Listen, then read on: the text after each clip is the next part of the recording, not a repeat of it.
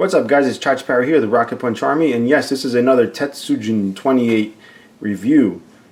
We did the GX24, we also did the Black Ox, which is the GX29, and now we have the GX44S, which is basically an updated version of TETSUJIN 28, and you might recognize him as the sought-after Chogokin TETSUJIN 28, which goes for thousands of dollars on eBay. So this is a good alternative. It looks like a modern version, just not as big, but loaded with diecast.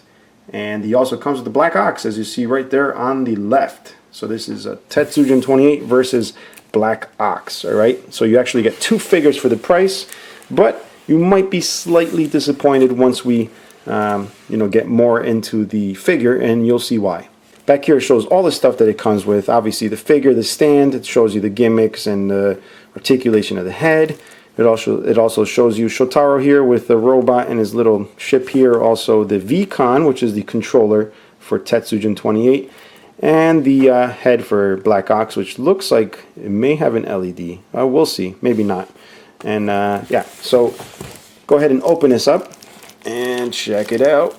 Now don't be deceived by the size of the box. This is a very heavy set.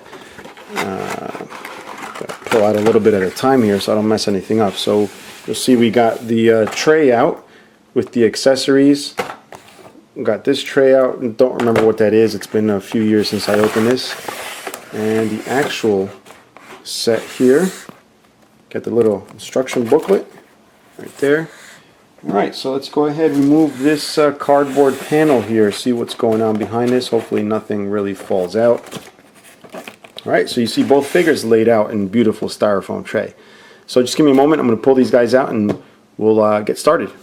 Now I was going to do this off camera, but a lot of the fun in opening something is opening it and seeing how it's protected and laid out. So this has a plastic piece over this, so you see how well Bandai has protected their figures, and of course the obligatory styrofoam pieces, and wrapped in plastic, which is cool, so the styrofoam doesn't react with the paint in case it ever does over the years. I'm not sure if it will.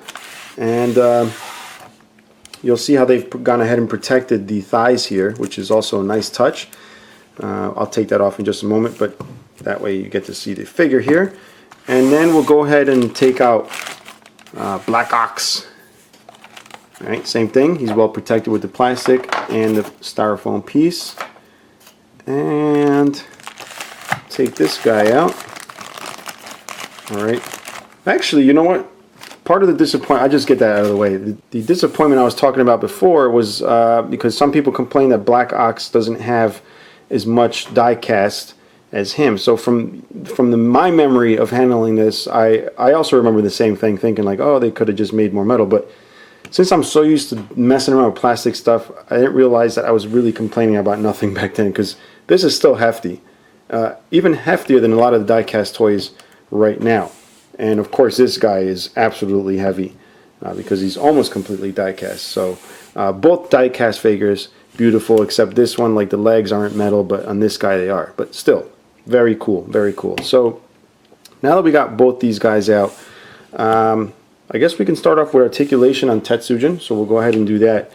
So let me just move this up here, and of course I dropped a robot there in the background. So a lot of TETSUJIN toys don't have articulation in the neck because the neck's usually fused to the chest area here, but fortunately they've found a workaround. All right, so the head just kind of floats right there, the neck, all right, and he's able to move around, which is really cool the way it's done. And you have the shoulders ratcheted, soft ratchets. They're not the clicky kind, they're more like it's a nice firm thud. You have the swivel here on the upper bicep. You have the elbow, which is double jointed, so you can see the articulation in that. Very, very cool articulation. And you have the upper chest area here. You also have the waist movement side to side. I think his legs, yes, they do pull down. I'm not sure if that's as far as they go, but pulling on it quite hard, so that's probably about as far as it goes. And the legs, I'm sure it does go further down. And they do. They just require a really, really firm tug, which was a bit uncomfortable for me. So the crotch goes down a little bit, but then these parts pop out of the upper thigh. So that gives you a bigger range of movement this way, all right? Followed by the knees here, which have this collapsible piece, okay? So that collapses behind the thigh here, hopefully. Let's get that to do that again. There you go. So it gives you excellent articulation, excellent range here, all right? And then, of course, you have the ankles. And I don't believe I showed you the wrists here, but the wrists are also ball jointed. So overall, really good articulation. Actually, these robots are quite greasy, especially Black Ox. It has a lot of grease going on right here on the thighs. I'm sure it's just mold release, but it doesn't feel too good on the hands. Luckily, this Black Ox seems to be okay on the camera. Let's see if we can just keep the exposure from changing. So my hands might be a little bright here, but that's the only way I'm going to be able to film a black robot. And Black Ox, dusty. That's kind of weird. So yeah, same articulation as Tetsujin, all right, in the neck. And let me show you, actually, let me show you what a regular Tetsujin looks like, all right, just in case you didn't see the other reviews. So this is the regular version of that guy I just reviewed on the video just now. And then Black Ox, here's what he looks like normally, all right? So like I said, these are updated versions, newer modern versions.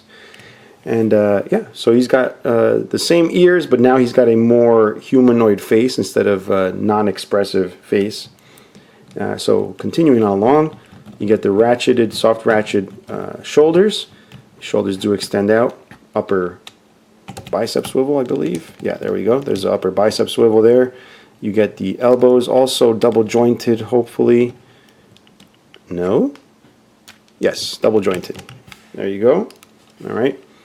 You got the hands on a wrist. You have the upper thigh, or the upper chest movement, not a lot. Then you also get a separate waist there. And this guy should also pop out. Pops out a lot better than the other Tetsujin. Didn't have to try that hard.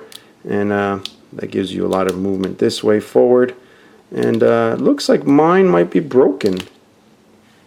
Right here it's splitting. And it is screwed in, so maybe the screw is pulling out. So let's not touch that too much there. But you get the point. And pop that back in. And you get ratcheted knees. Now right off the bat, I don't know if it's because the lower thighs are metal. This doesn't feel. I think that's where a lot of the negative comments may have come in.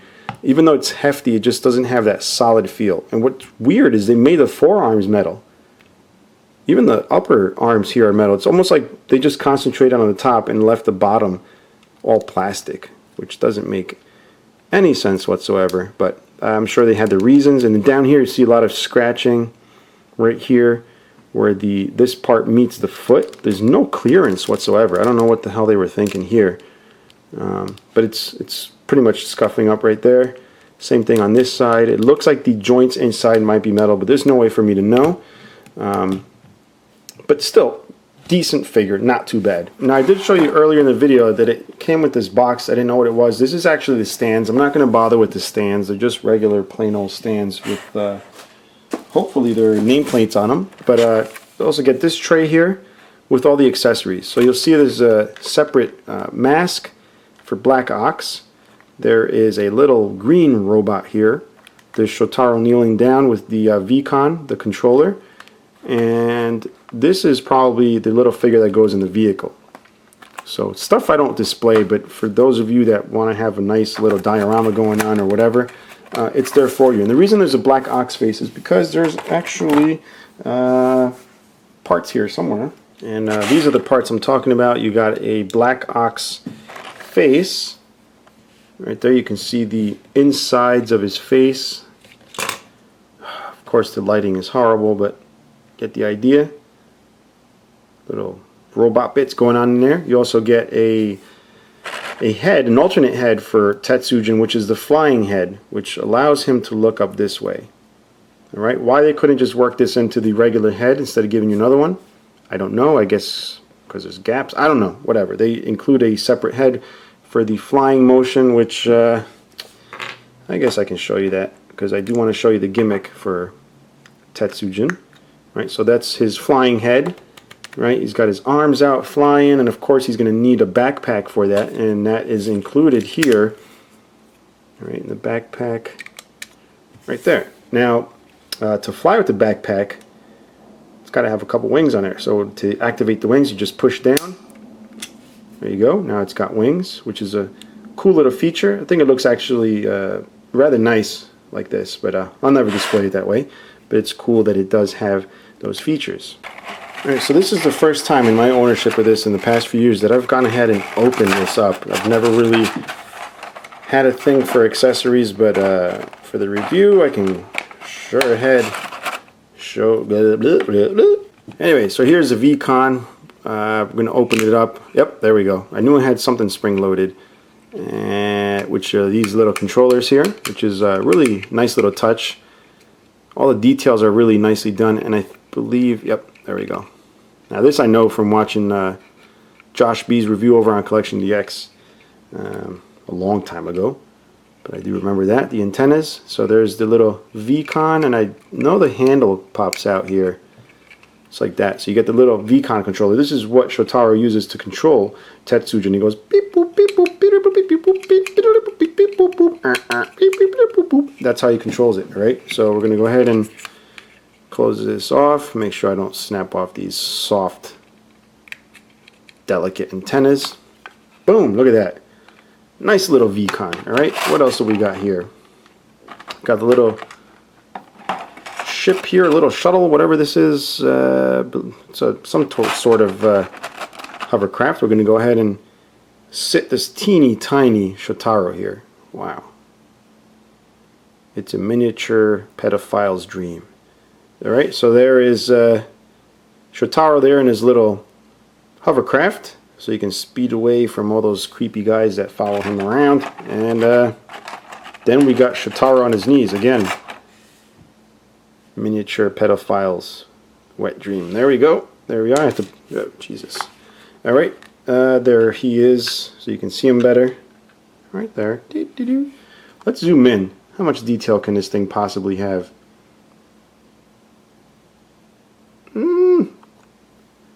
Of course, my camera's not going to focus. There we go, little Shotaro. All right, and then we got a little green robot. Let's put him up here. You guys can see him. There you are, little green robot. Right, then we got the head here, which I showed you before with the little electronic thingies, and then the face that you can put on. Don't know what the point of this is, since it's the same exact damn face. I don't understand why they make separate things. I mean, check it out. It's the same face. Can you see that? Or is my camera going to be idiotic? Yeah, it's the same face. You just are able to take this off, so why not just make it that one? Right, and you also get all these other hands that just spilled out of here. Karate chop hands, titty grabbing hands, stuff like that, which I usually don't get into because it's boring.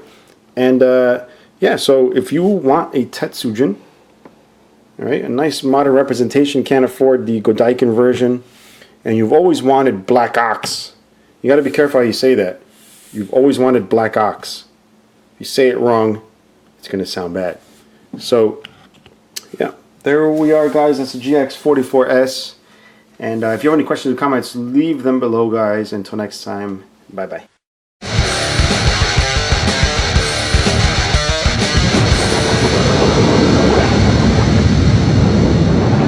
Here, let me help you with that.